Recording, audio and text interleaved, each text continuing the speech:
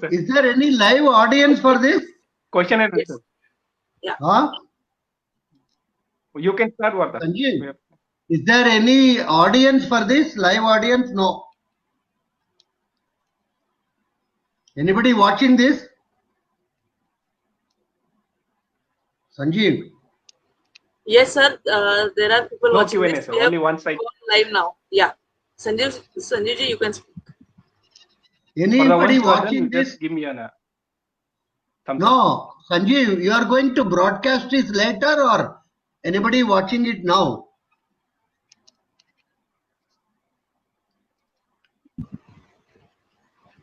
It's live now, sir. We have started. Sanjeev no, ji, sir. you can start.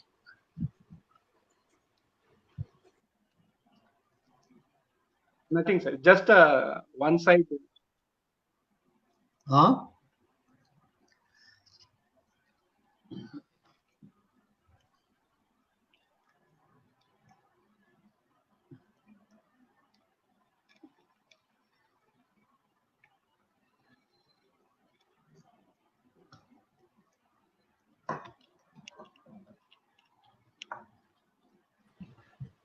Sir, you can start now.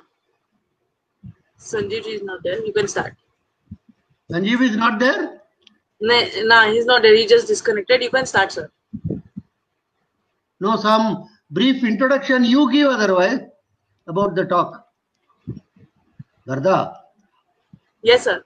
So, Not you just give a brief idea. yeah. So, welcome to everyone who's watching us live today. ये माई NEP competition के बारे में series हम Facebook live की series हमने शुरू कर दी है.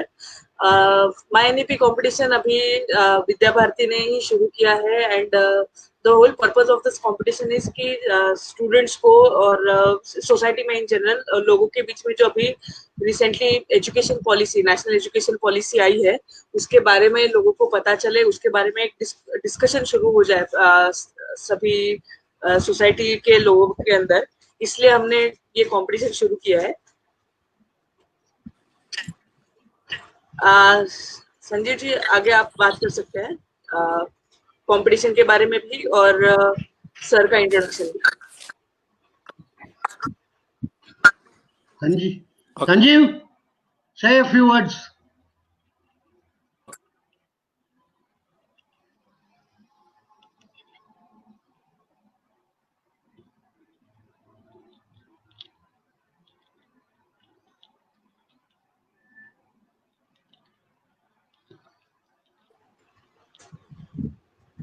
तो जैसा मैंने कहा कि ये कंपटीशन है और आज हमारे साथ प्रोफेसर आर वैद्यनाथन है.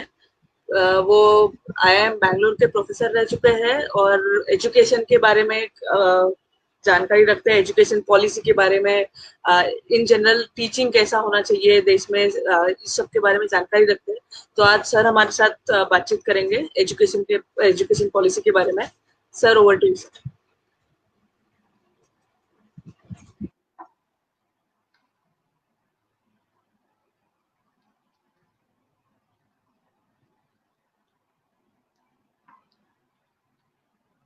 Hello. Thanks to Vidya Bharati and their initiative in this regard of NEP, New Education Policy, for the coming period. I'm told October 2 it is culminating. It's a very important and interesting exercise they are undertaken in order to spread more awareness among this NEP, among a large segment of youngsters across the country. It's a very good initiative and I wish them all the well, and then I'm thankful to them for involving me in this exercise. NEP, as most of you will be knowing, has been authored by a committee of experts consisting of educationists and various other experts, headed by the well-known Dr. Kasturi Rangan of the rocket science. He was in charge, and he is also very widely appreciated and read expert in the field. After a very long period of time, actually, we are attempting to change our education policy. Maybe 2 decades nearly.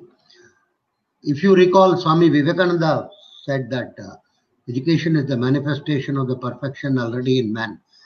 It's supposed to be man-making. It's supposed to be facilitating the growth of a individual and a person. But if you look back, unfortunately, our education system, even after independence, has not come out of the old style colonial type of approach towards education. Some of you may be knowing we are very, very well known in the field of education. Actually, as early as one of the earliest, Nalanda and Takshashila used to be major universities. Unfortunately, the first Khilji from the Turkish Khilji who came to Nalanda, he burnt the entire library. The evidence suggests, a lot of literature also suggests that the library was burning for a couple of months actually, not one day or 2 days. So much amount of treasure of knowledge which we had has been lost in that particular point of time. And various other times also, whether it is Mughals or whether it is British, has not facilitated our growth in educational field. Post-independence, pre-independence, large amount of our traditional schools of education were, in a sense, one can use the word destroyed by the British in order to inculcate what is called the British education system. Actually, there is a lot of literature on that now available. Beautiful Tree by Dharampal. He did original research using archives in British Museum and other things. He found prior to the British introduction of the education in the 1810s or 1820s, there was a huge number of schools which were there in India, and those thousands and thousands of schools were, in a sense, closed by the British educational system in order to facilitate the inculcation of the English education. And these schools, very surprisingly, had a large number of what used to be called in those days Shudras in the enrollment, actually, in Madras Presidency as well as in Odisha and other places. Quite a large number of people, as high as 70 to 80%, were people belonging to what are loosely, sort of termed as backward caste or the listed communities and other things today. In other words, it was a flourishing education available to a large number of people, which was British for their own selfish ends. Many people prize British that they introduced railways. They introduced railways to carry goods for the port in order to export to UK, not for any other purpose or anything. They didn't do much in the field of education, particularly the primary education. In post-independence, we were more or less following the old tradition, and unfortunately our educational system got under the control of what you may loosely call the leftist, the Marxist historians and other things. For instance, I will give you an example. We had a Chola empire running into something like hundreds of years. We had this Hampi empire, we had Chalukyas, we had Rashtrakutas, all of them very large and vibrant empires during their time, running into several centuries actually. And the Chola Empire was expanded up to Indonesia, Malaysia, and several other places. But all of them is taught in schools for something like one paragraph or two paragraphs, or maximum one page. Well, the Mughal Empire, which was also running into a couple of centuries, was taught by something like 4, 5, 6 pages. Large amount of price was heaped on Mughals, including tyrannical king like Aurangzeb or Tipu Sultan and Akbar and others. The amount of tyranny they inflicted on ordinary Indian is not fully revealed because of the textbooks and others being written by Marxist-oriented historians who are pricing phenomenally these empires. It's a very sad state of affairs actually, which has continued for a long period of time. And it was fostered by many ministers, like for instance, we used to have a minister called Nur Al Hassan in the 70s. They started a huge number of centers all over the country, Center for Social Sciences, and he proudly proclaimed that these centers will be the major sourcing points for left historians in future, left sociologists, left economists, and that. These centers were created in various places: Calcutta, Hyderabad, Chennai, Trivandrum, Delhi, and so many places. The point one want to stress is there is a huge amount of distortion in our education, particularly the school education. A lot of lies are told in school education, and children also, when you read for exam, when you mug it up another thing, you tend to believe that. Actually, you tend to believe Aurangzeb was a very great emperor, and you tend to believe Tipu Sultan was a very great emperor. Add up to that, in a place like Tamil Nadu, for instance, when EVR is there, he is also very much prized. Actually, they say that he got one UN prize. He never got any United Nations prize or anything. Some local fellows started on UN body or something, and then they gave him a prize and that. But the education system, it is mentioned he got UN prize. Similarly, large number of textbooks even today say that Hindu kings persecuted Jains, for instance. They had a discussion and debate with Jain, and then if the Jain saints or Jain munis did not agree, they were persecuted. They were put on a sort of iron rod, and then they were killed. And there is no fundamental proof for any of these things from existing Jain literature or anything. Some of this was created by the British, supported by the missionaries, in order to create ill will among various groups of Indians within India. So that is one type of thing. Similarly, many of the text in schools and other, they abuse Manusmriti and other. Nobody is quoting the original Manusmriti in Sanskrit or anything. All translated by many of the missionary people, that is being used. The point I want to stress is our education doesn't really man-making and making you proud of your history, culture, civilization, and other things. And this requires long-standing correction actually.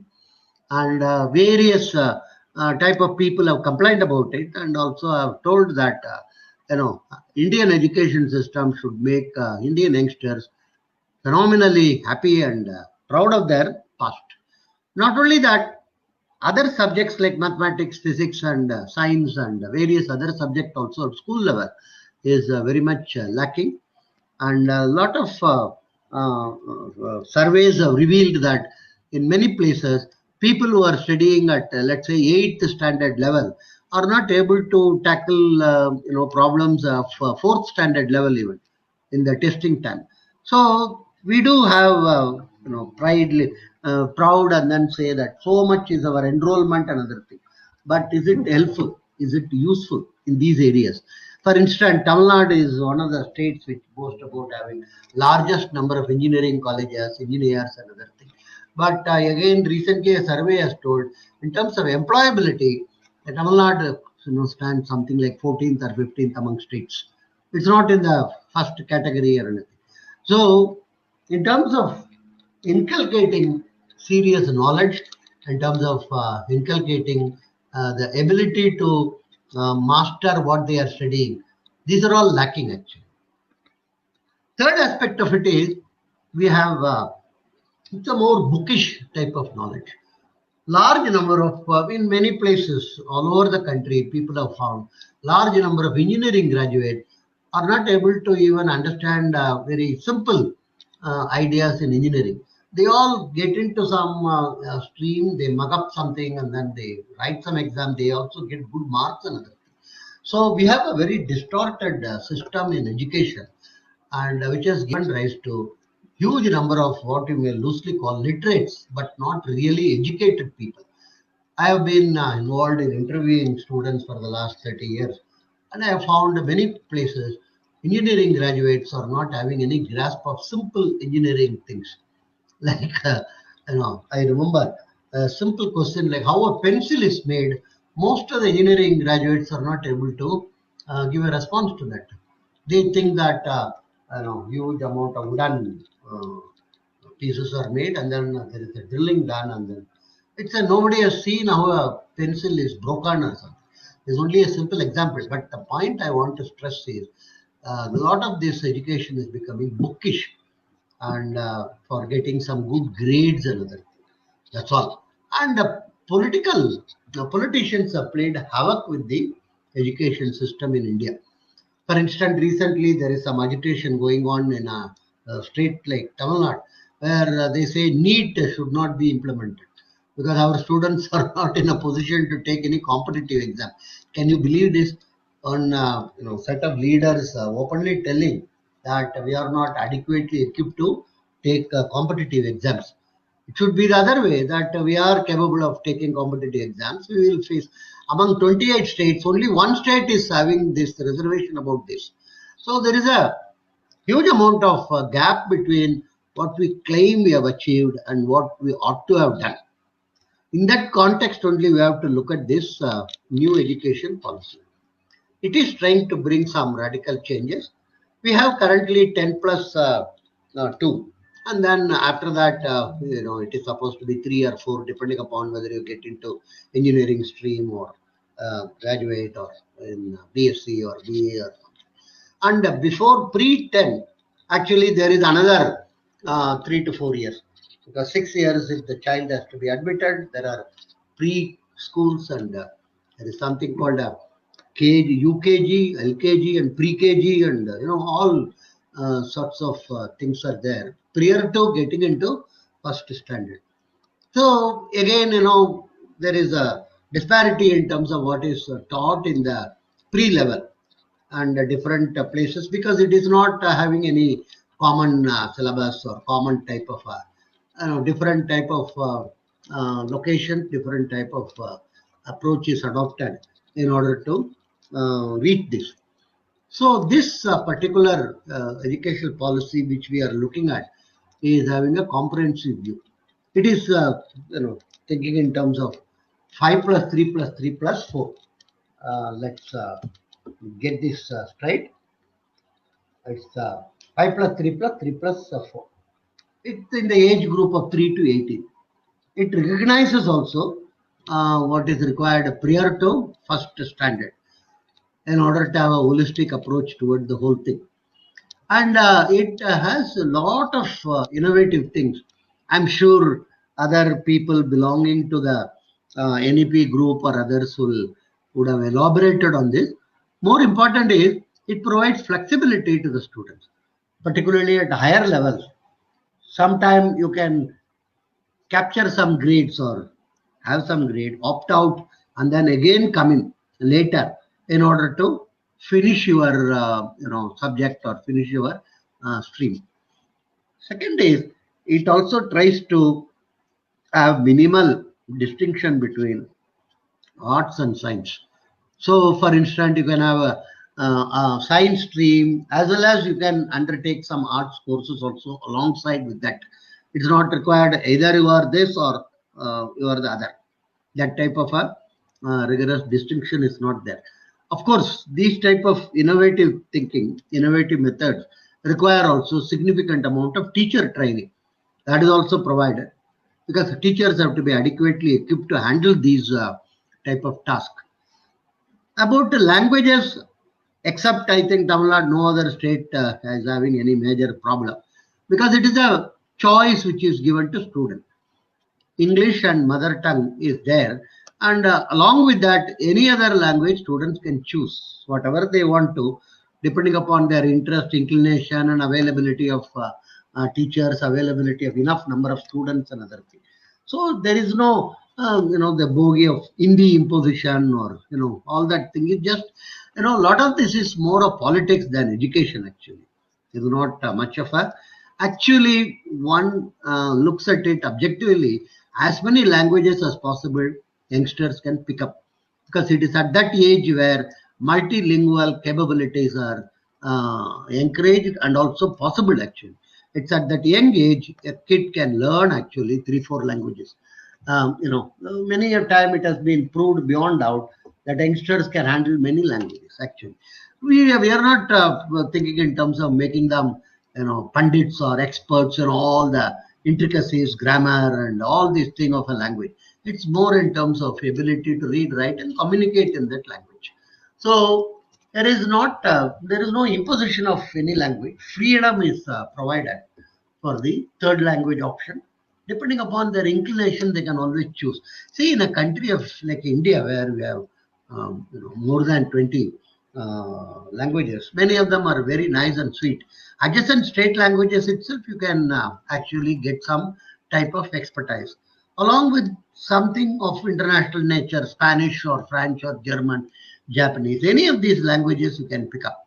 I think, what one can call wrong about it. So overall, there is a big change which is being brought about by the new education policy. As usual, any type of change creates a lot of reservation, lot of or hesitation and other things. But I don't think we should give in to complacency, and we have to come out of the colonial mindset. We have to create an educational system which makes us very proud of our history, culture, civilization, and ancient wisdom. And that is the only important thing. So the students should be extraordinarily proud of their own past. There is no need to be ashamed, or there is no need to. We have, for instance, India is one of the only country which has never invaded any other country. It has not gone into war with any other country in the whole past history. Similarly, several people have come here. Mughals have come here, Mongols have come here, French have come here, British have come here, all of them. None of them have been, thrown out or anything. Actually, a community of Jews from Israel, they have been here for a very, very long period of time. Actually, in one of their books as well as in talks, it was told by their own head of state that India is the only country where Jews were never persecuted. So we have always been open. We have always been, so we don't have to be shy, or we don't have to be feeling embarrassed about our past. So the new education policy hopefully will make Indians very proud of their past, and also at the same time equip themselves for various type of, not just bookish knowledge, vocational training. We require good amount of plumbers, good amount of carpenters, good amount of masons, good amount of painters, good quality. Today we don't have. Today only referral system. If you want a good plumber, I have to check with somebody else who has used a plumber. Is he good or is he not good? Another thing. There is no skill certification program for large number of these skills, large number of these vocations. These vocations are really very important, and they are also well paying. It's not that they are not paying or anything. So that also is equally critical at various levels. We don't require only nuclear scientists, and they are also required. But on the other side also, we require people who can undertake a lot of this skilled task. So we should welcome the NEP, and in the process of implementing it, there can always be some course correction. Any major change in policy automatically implies there could be some issues, lacunae in practice, but that has to be corrected as we go along. In order to have some foresee some, there may be some problem, we don't want to do this at all, is not a good approach at all. That's not a good thing. So we have to pass through the bridge. We have to pass through the water, and there could be some difficulties en route, and we have to overcome that. That's the only thing, to reach the other side of the river. So not attempting is not a solution. So as a nation, we have to really understand new education policy is very important, and that's a very what one can call path breaking. After a long period of time, couple of decades actually, we are changing the system, and we should wholeheartedly accept this and try to implement it with our own some local variations and other things. It's not something written on stone or something. And as we go along, I'm sure we will benefit by this. we should thank the committee for having put in a lot of effort in order to bring out this comprehensive document. And I hope people who criticize it read it, understand it, and see the underlying principles and underlying assumptions, and after that make comments on that and other thing. I'm sure large number of states in India, large number of people in India wholeheartedly will welcome this, and I appreciate again this initiative taken by our group in order to spread awareness among about NEP among youngsters, conduct this competition, and I'm sure this will benefit large number of younger generation people who should take up the challenge of change. Thank you very much. Thank you so much, sir, for enlightening us and your words of encouraging and giving highlights on NEP and how NEP will contribute in transforming education spectrum in India. Thank you very much, sir. We are honored to have you here, sir. And viewers, my friends, as sir has rightly mentioned, the Vidya Bharati is organizing a nationwide competition called My NEP, which is all about creating an awareness about the importance and significance of NEP. We have designed this competition into 3 categories. Category 1 for students who are from 9th standard to 12th standard. Category 2 for higher education, that is UG, PG, MPhil, and PhD. And category 3 for common people, citizens group. So we have various types of competitions available, like short essays, letter writing to the Prime Minister of India, short videos, poster making, meme making. And this competition very wonderfully can be participated in 13 major Indian languages. So this is a very comprehensive bill, and the way we design the competition is also very large and elaborate. So we welcome you to take part in this competition and understand NEP. And let's say the whole idea of My NEP is to make NEP our own theme. So this Facebook series is a daily activity we are organizing. Today we are happy to have you, sir. This activity, Facebook Live, will continue till 2nd of October. The competition starts from 25th of September, that is Deen Dayal Upadhyay Jayanti Ji, and concludes at 2nd of October, that Mahatma Gandhi Jayanti. I wish all the best for participants who are hoping to join us. This competition will be entirely on digital platform, that is through our website www.mynep.in. Wish you all the best. Thank you so much, sir, Professor Vaidyanathan, for having with us, sir. Thank you very much. Bye-bye. Thanks a lot. Thanks a lot, sir. Okay.